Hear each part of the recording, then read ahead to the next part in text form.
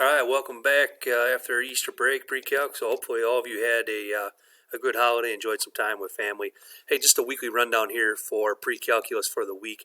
So starting with Tuesday, we will have notes on section 9.5. The homework will be posted as well for 9.5 and review number 24. Review worksheet 24 will be due Friday by 11:59 p.m. Fast forward to Wednesday, and that's when we'll have our first help session. That'll be at 11 a.m., so please make sure you make a note of that, and we'll use the code PC Kosenki, all one word again, in case you have any questions on the homework or weekly review. Thursday, we'll post the notes for 9.6, which is the last section in Chapter 9, along with the homework and such. In fact, it should all be up there when you look at the weekly folder. And then Friday will be our last help session for the week. That'll also be at 11 a.m. Same code, PC Kosenki, when you go into Google Meet.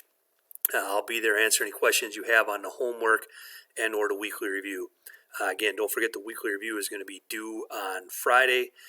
Fast forward to next week, you're going to have a quiz on 9.5 and 9.6. That's going to be on Tuesday. And then the following Friday will be our test on Unit 9.